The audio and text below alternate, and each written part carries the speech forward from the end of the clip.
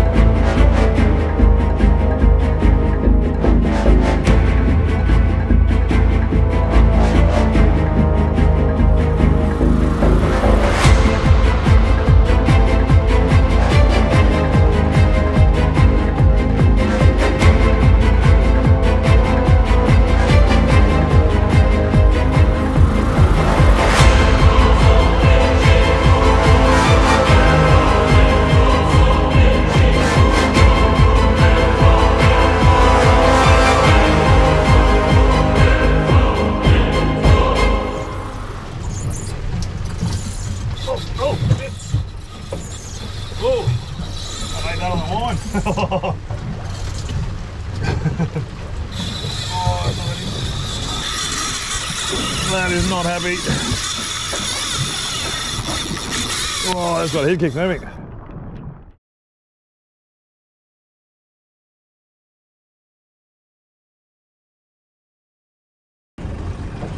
Hey guys, welcome back to another episode. So I've just had a bit of a blinder. I've been out at one of the local islands again, pulling hard body lures, which, as you would have seen from the last couple of episodes, something I really love to do at this time of year.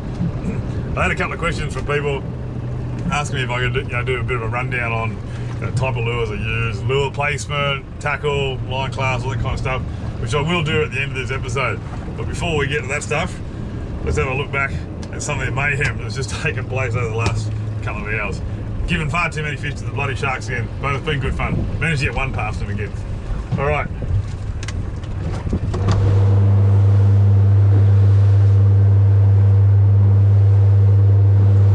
This is what you're looking for, guys, when you're trying your hard body lures, bait like this. Just going down now. Now that side is a bit more patchy there. There it is on the sounder. Drag your lures around, that sort of stuff.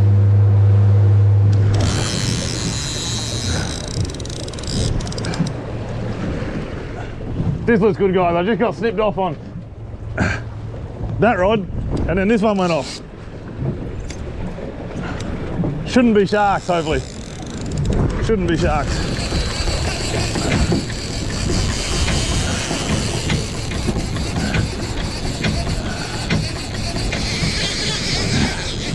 Right, one line in, one line out. That one's been snipped off though. So I just saw the rod on the right spring flat. Something snipped it. I kept trolling. Sure enough, the other one's going off. So fingers crossed, this is what we wanted.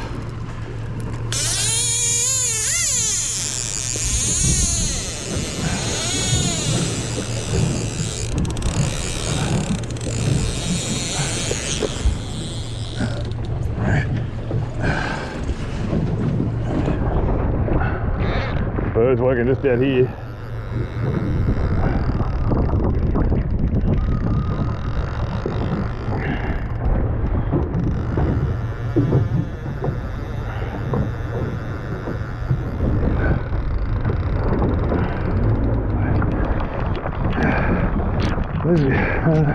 There's a leader. What is it? Shark. Far out. What is that? Good size king.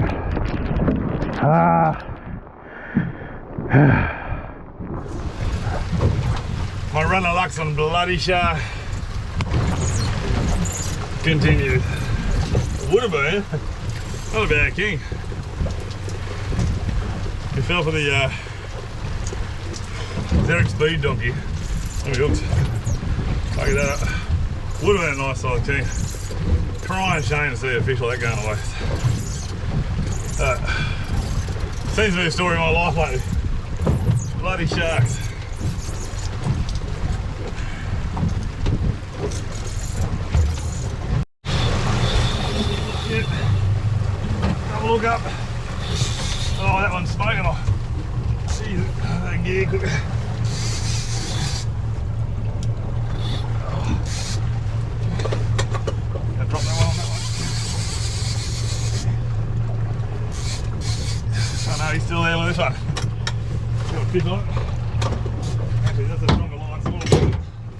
cull him in. Hopefully that's the theory.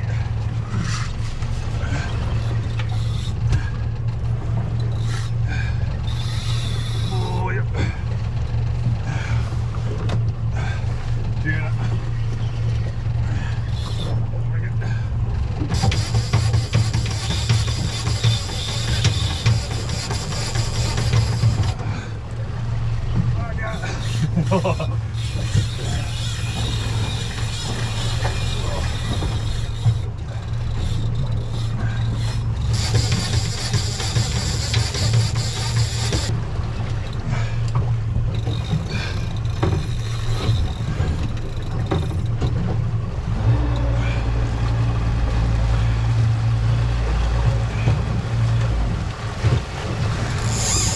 Oh, that's a triple hookup.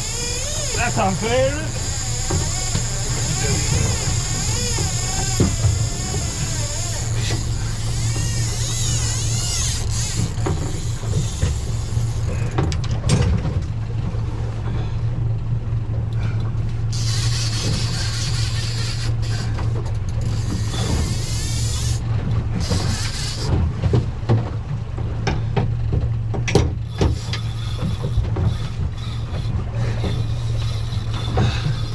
Bugger.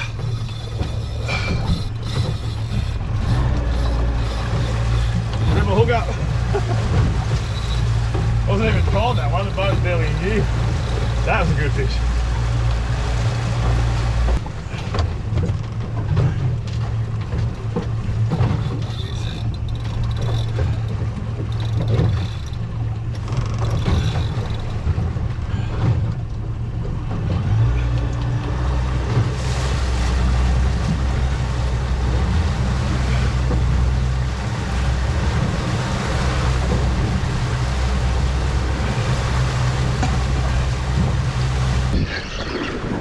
Oh boy, that's a shark.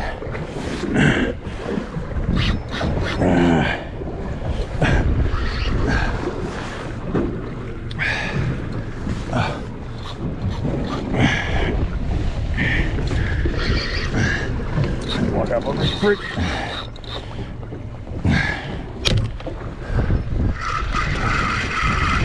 Ah, thank God that's over. Definitely shark. Oh, I hurt. Oh.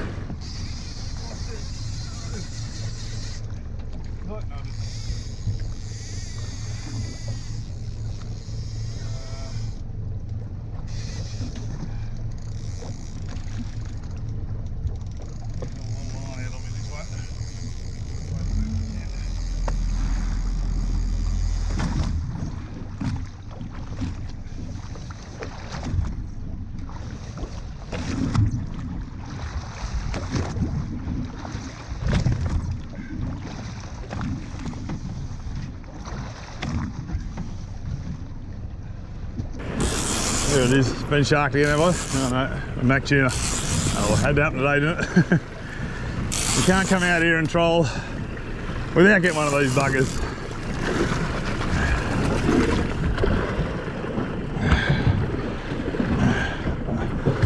And always an anticlimax.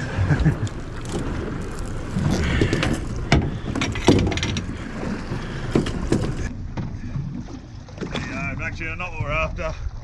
Always playing these guys out here. Always an anticlimax. Get back in the water.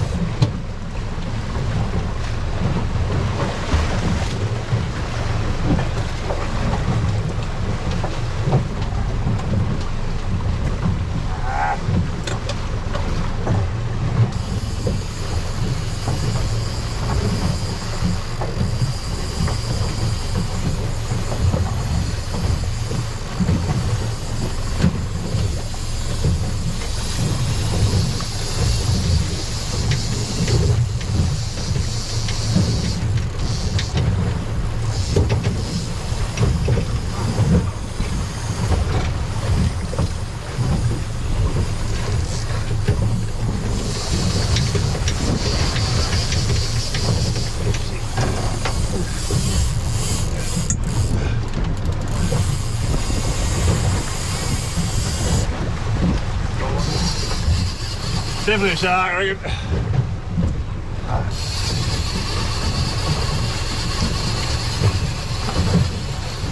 Get a bit dicey those rocks anyway, so kind of glad he's gone. Bugger.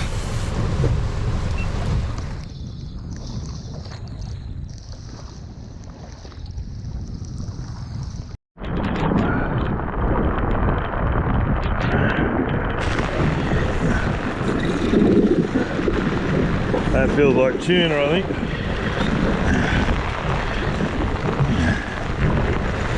That's it out. Definitely tuna, I think.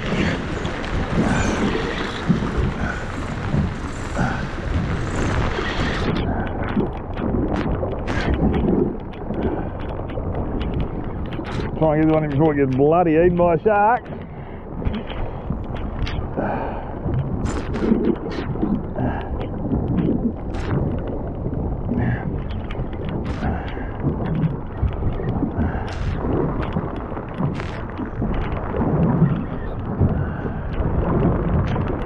Tuna. Ah, God. God damn it. Oh, I'm having one of those days.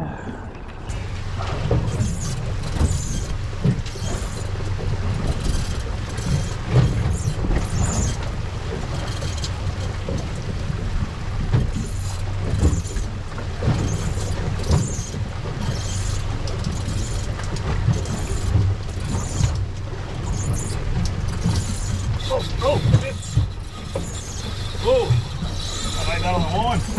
Come on.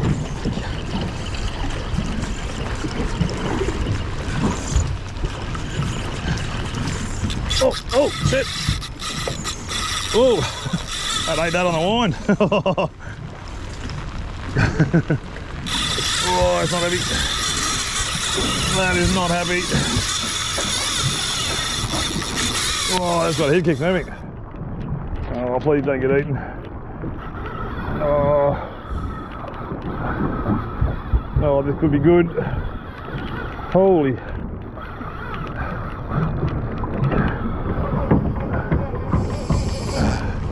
This could be good. A lot of head kicks. That lure pulled out of that tune. I was just winding it in and bang. I ate it right at the boat here. A lot of head kicks. Oh, need a shark up it or something though. Feel something on there.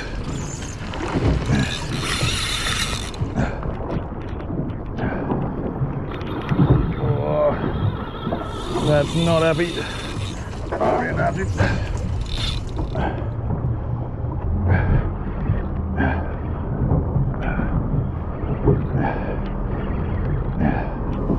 Can't believe that just ate that as I was winding it in. Now the issue is trying to get it past these bloody sharks. You can see them on the sound. Oh, don't do that. Don't do that.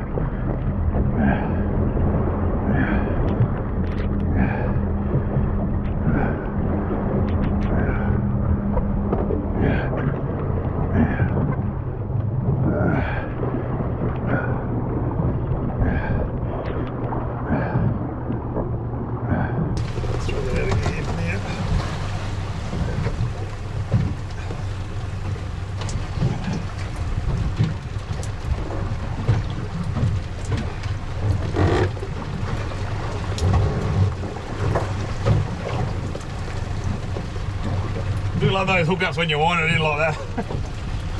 Get the living Jesus out here. Took a lot of head kicks.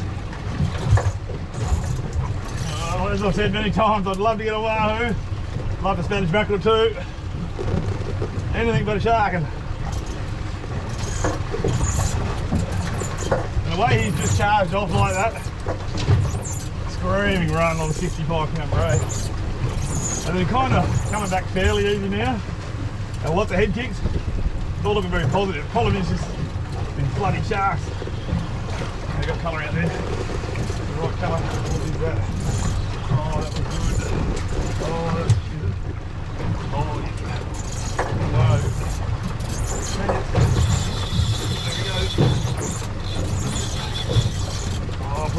hard, picked up a shark on that. It's a Spanish mackerel.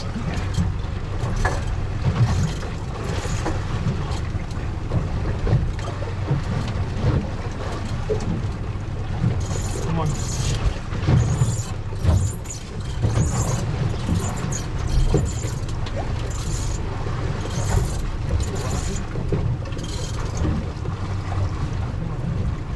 Oh, shark, listen.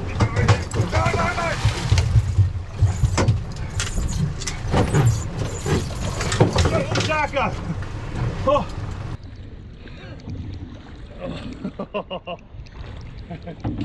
Woo, that was close. Oh, I did actually hit him there.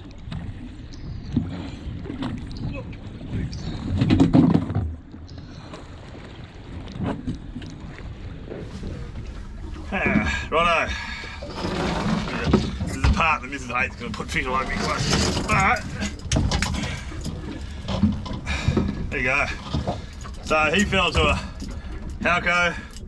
That's the 190, but that was a shallow runner, which is quite surprising. It's in that sort of fluorescent green colour.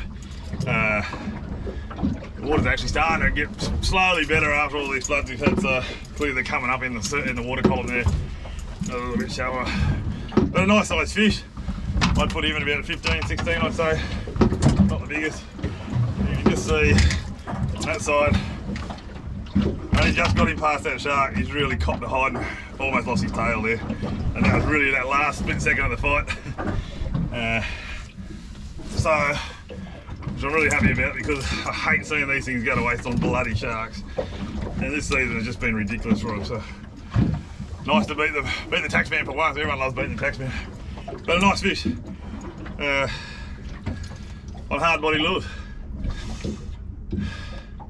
Interestingly, I usually get these fish up the other side of the island because the current runs north-south here. Today it's running south-north. So what I've done is I've started to work the other side of the island because these guys, along with your wahoos and your kings and all that sort of stuff, love to sort of feed or hang around where their current's strongest. So just again, shows how you just look at your conditions and think about your surroundings and your environment. Don't keep going back and doing the same thing you always do because conditions are never the same 2 days in a row. Brad and I, when we got the fish the other day on the other side of the island, the current, wind, swell, everything was different on that day. So just yeah, try to think a bit laterally sometimes with your fish and can with a bit of luck. Get them past the sharks. You get these guys, and who doesn't love Baris, as we call them colloquially here. Spanish mackerel, king mackerel in the US, on lures, good fun. Better with this one was that I got him on the wind. I mean, there's so much fun when you get him on the wind. I think I hooked a little tuna there. Obviously the hook's pulled out of that, thankfully. And I was winding the lure back, almost back to the boat and bang, she's on. All right, might have one more troll, I think. Hard to leave when they're biting. Alright guys, welcome to the end of the episode. A bit of a tackle talk session, which I'm not very good at because I'm no authority on this stuff, but certainly there's a couple of things here that I try and they work pretty good when we're talking about trolling hard-bodied lures for pelagics, yes, namely Spanish mackerel, wahoo, tuna, that type of thing. So I like to try and get out 3 rods if I can. If you're by yourself, it's probably more sensible to use 2. But if there's 2 blokes on board, then yeah, 3 rods is pretty good. If you stagger your lures properly in terms of distance back from the boat and depth, then you can do pretty tight turns without the risk of them getting tangled up. It does happen every now and then. That's where you got to keep a really close eye on your lines as they go back and make sure that you're not getting tangled, because nothing worse than trolling for an hour and then finding out that all 3 lures have been doing that the whole time. So in terms of lures that I use, there's a range of lures.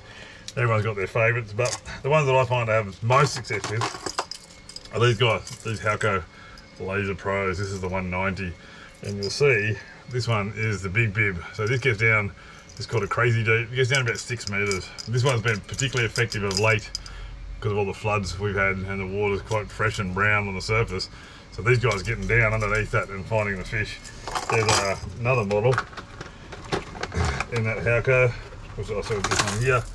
So it's exactly the same lure, the Halco Laser Pro, But you'll see bib size. See the difference there? This one's big, much bigger surface area, so that'll go deep. And this one's small surface area, so that's about 2 meters versus 6 meters. What I'll try and do is have one deep and then my shallower one out at the same time, because then they're quite good, because when they're swimming along, they're sort of at different depths in the water column, so that also decreases your chance of them actually fouling up whilst you're trolling along. The other ones that I use are these guys. These are Rapala X-Straps. Again, you can see the differences in bib size there. This one's a deep one, obviously, and that one's a shallow runner there. New ones I've been trying out, and made up the Gold Coast gave me a tip off on these ones. These are the Xeric Speed Donkeys. These are great because they can handle up to about 12, sort of 13 knots quite comfortably.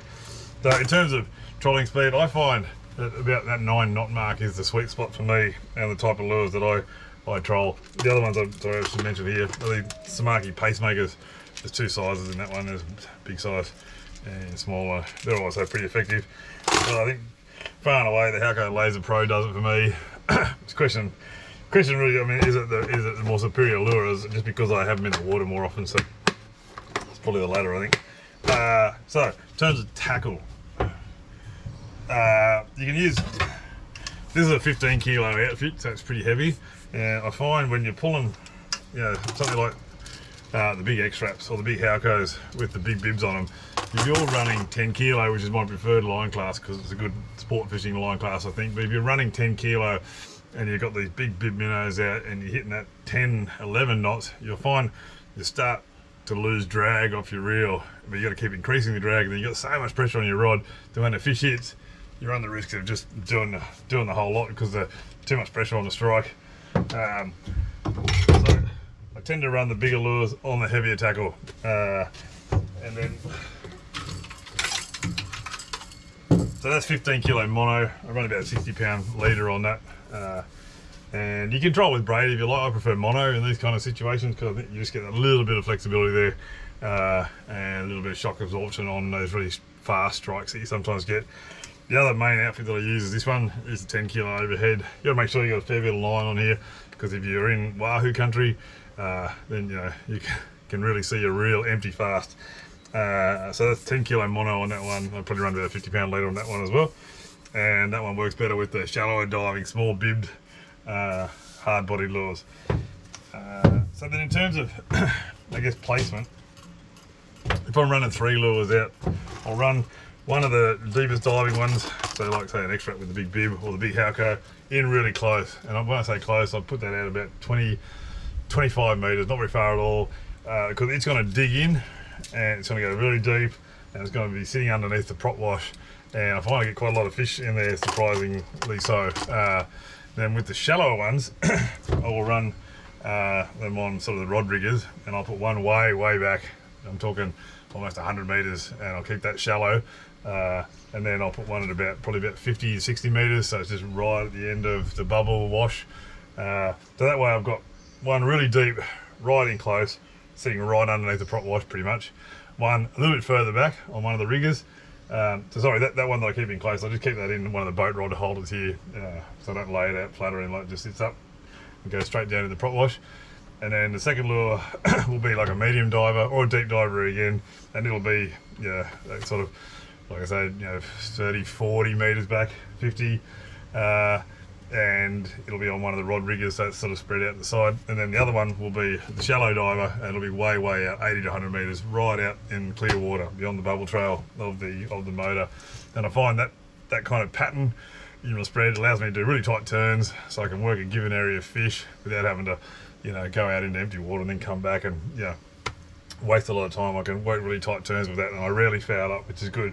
It's a whole different question when you get double hookups and triple hookups like you saw today. That's one I'll leave for you guys to sort out. So that's how I do my hard body lure trolling. And like I said, I think my sweet spot really is around that 9 knots. I can get up to 10 if I can, but it's not a case of putting your lures in the water and then sort of set and forget trolling, like picking the speed and just staying constant in that, because when you change direction, you'll be with the current, sometimes you'll be against the current, sometimes you'll be side onto it, and that will all affect the way your lures perform. So you might need to be backing off a little bit, sometimes you need to be giving it more stick. just keep your eye on it. Watch your speed. Watch how your lures are performing. Always keep an eye on them, make sure they're not jumping out or anything like that. You want them constantly in the water as much as you can, and just keep trolling, keep persistent, and you'll get some fish. They work. They're deadly effective.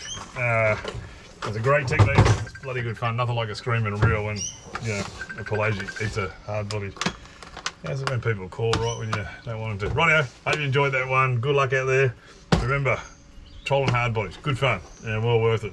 Righto, see you next episode. Bye for now.